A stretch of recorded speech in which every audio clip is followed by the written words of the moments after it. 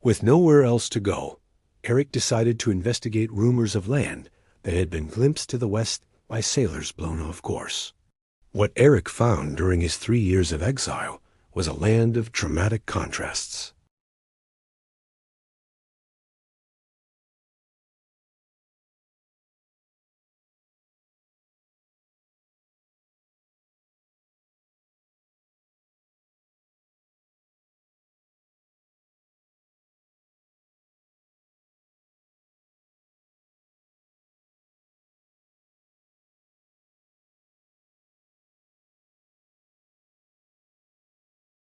Here was land that could support cattle and sheep, where hay could be harvested for winter fodder, and where a determined community might carve out a life.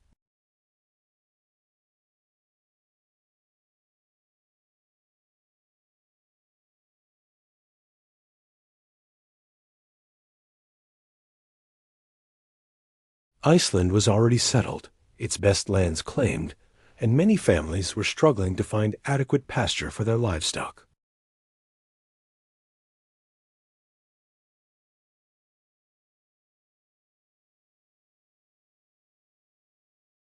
In 985, Eric led a fleet of 25 ships westward, carrying some 500 settlers, along with their livestock, tools, and household goods.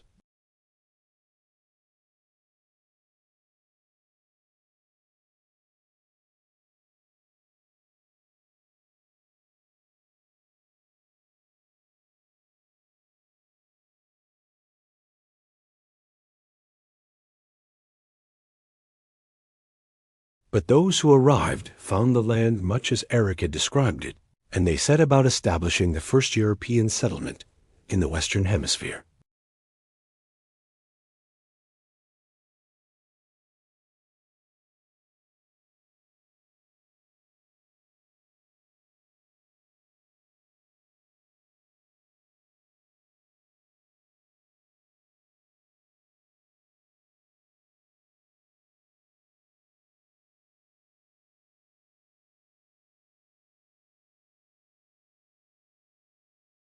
The Eastern Settlement, where Eric the Red himself established his farm at Brattahlid, became the larger and more prosperous of the two communities.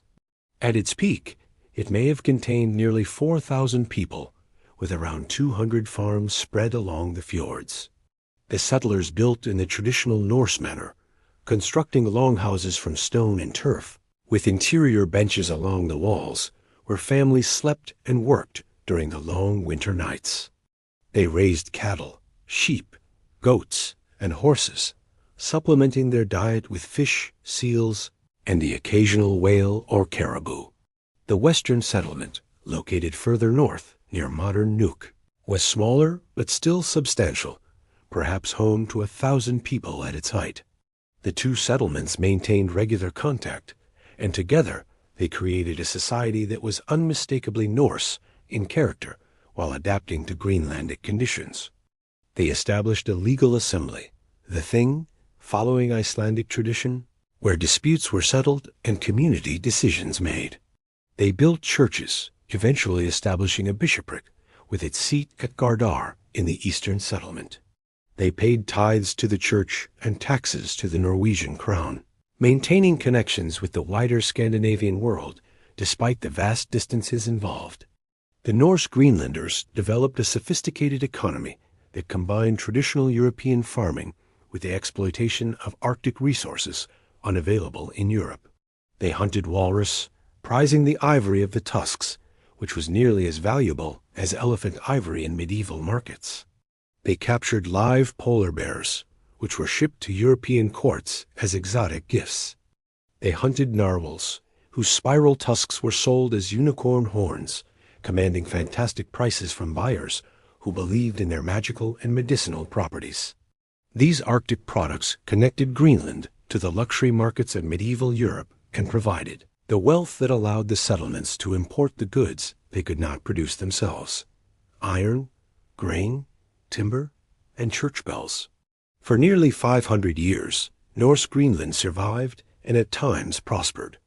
But it was always a fragile prosperity, dependent on favorable climate, successful harvests, and maintain trade connections with Europe. And all of these factors would eventually turn against the settlers. The climate of the North Atlantic began to shift during the 13th century, entering a period that climatologists call the Little Ice Age. Temperatures dropped, growing seasons shortened, and sea ice extended further south, making navigation increasingly dangerous. The same fjords that had seemed so hospitable to Eric the Red became harder to farm, and the cattle that were central to Norse identity and economy became increasingly difficult to keep alive through longer, colder winters. At the same time, the broader European economy was changing in ways that disadvantaged Greenland. The Crusades opened new trade routes to Africa, making elephant ivory more readily available and reducing the value of walrus tusks. The Black Death devastated Europe in the mid-14th century, killing perhaps a third of the population and disrupting trade networks that had connected Greenland to European markets. Ships came less frequently, and when they came, they brought fewer of the goods that Greenlanders needed. The Western settlement appears to have been abandoned sometime around 1350. Archaeological evidence suggests that the end came relatively quickly, within a generation or two. The final residents seem to have eaten their livestock, including the cattle that Norse culture considered nearly sacred, suggesting desperation as conditions deteriorated. Where the people went remains uncertain. Some may have migrated to the eastern settlement. Others may have died of starvation or disease. And some scholars have suggested that at least a few may have assimilated into Inuit communities. The eastern settlement held on longer, maintaining contact with Norway into the early 15th century.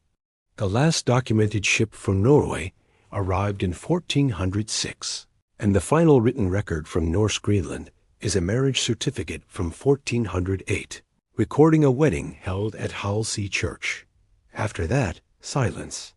When Europeans next visited the eastern settlement, they found only empty farms, collapsed buildings, and no sign of the people who had once lived there. The fate of the Norse Greenlanders became one of history's enduring mysteries. For centuries, theories proliferated. They had been killed by the Inuit. They had been carried off by pirates.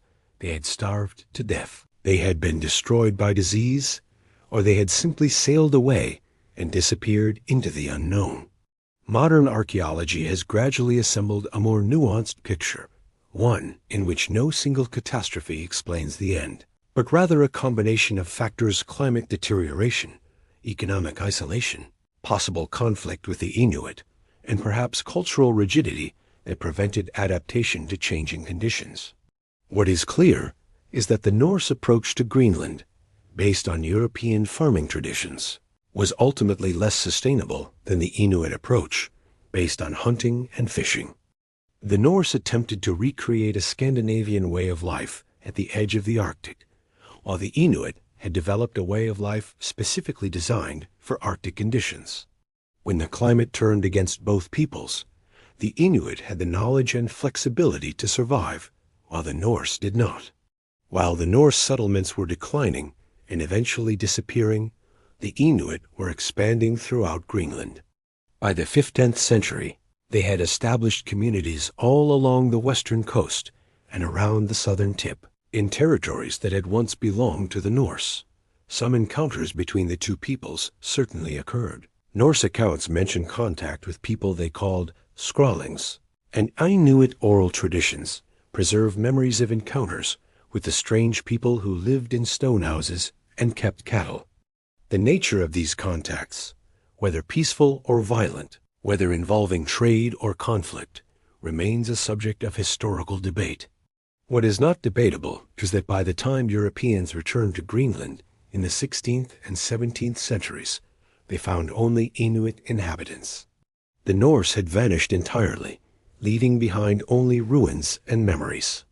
Greenland had become, once again, an entirely indigenous land.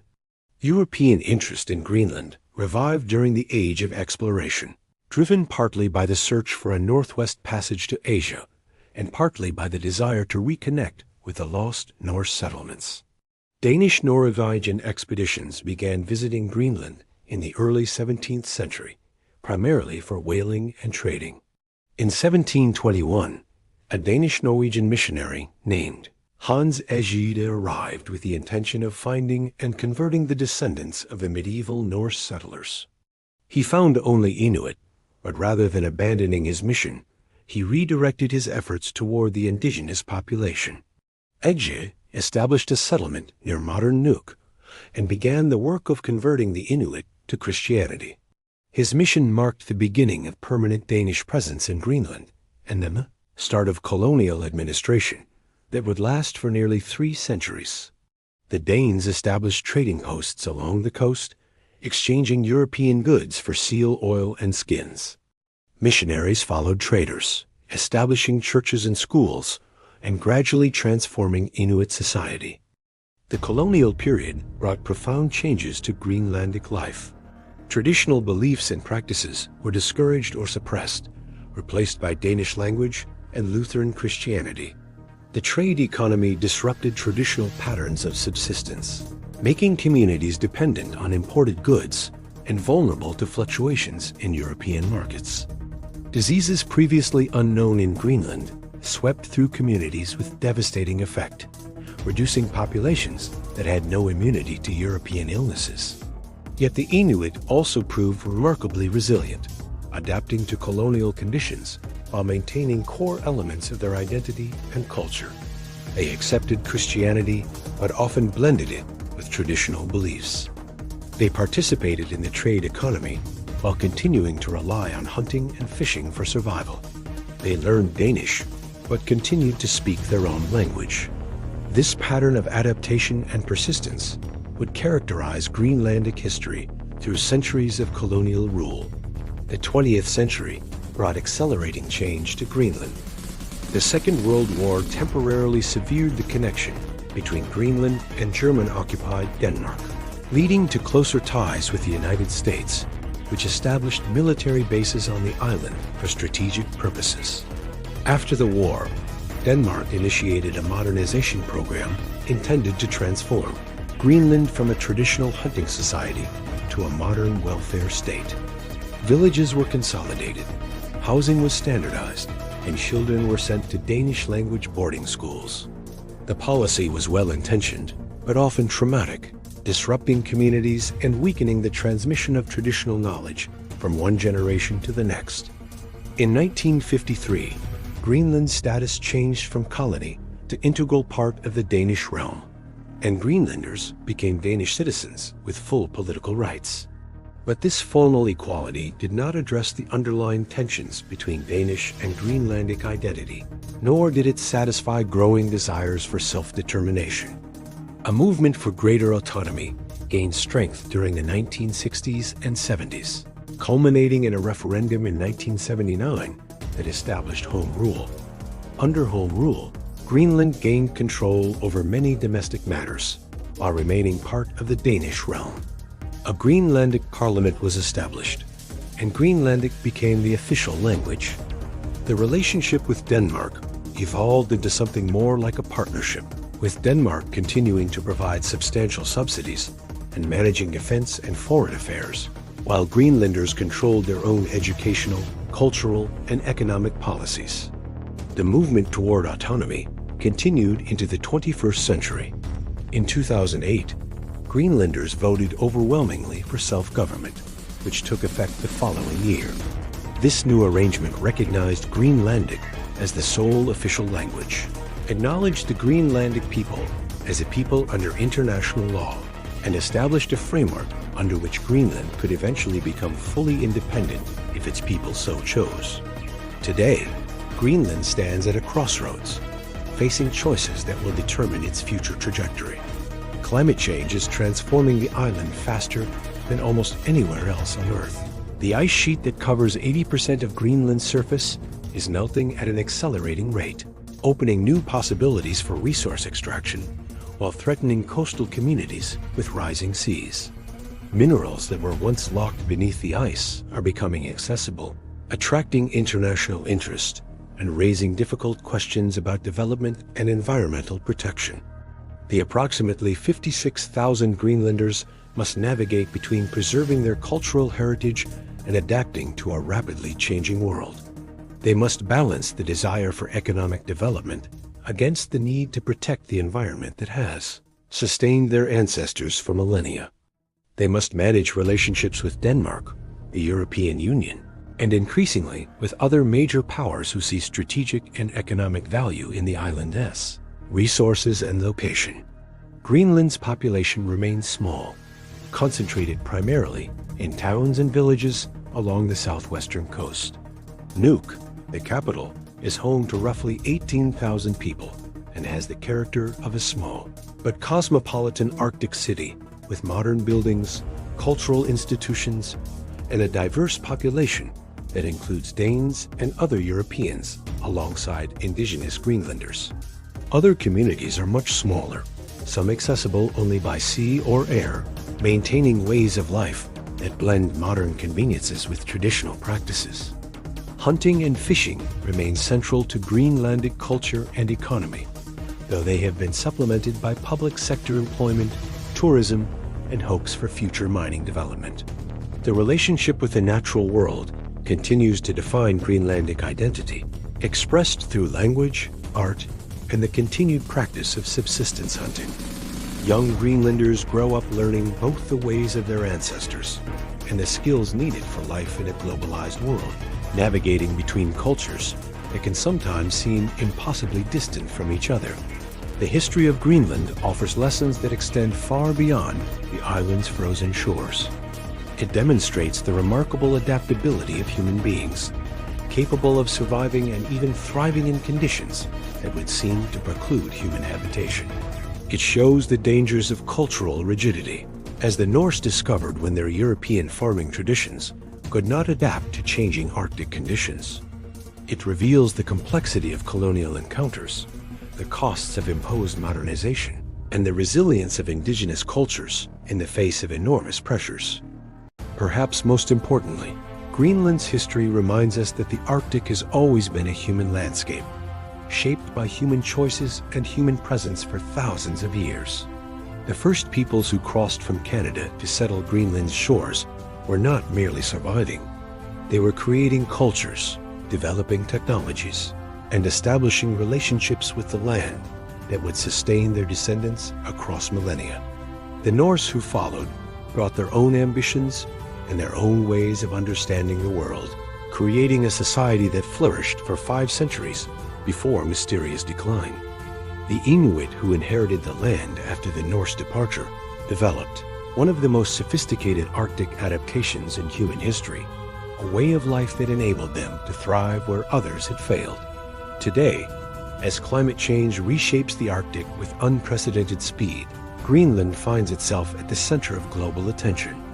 The ice that has defined the island for millions of years is retreating, exposing land that has been hidden since before humans first arrived. The changes bring both opportunity and threat, the possibility of economic development alongside the risk of environmental catastrophe. How Greenland navigates these challenges will depend partly on the wisdom accumulated across generations of Arctic living, partly on the relationships with the wider world, and partly on choices yet to be made by people not yet born. The story of Greenland is not finished.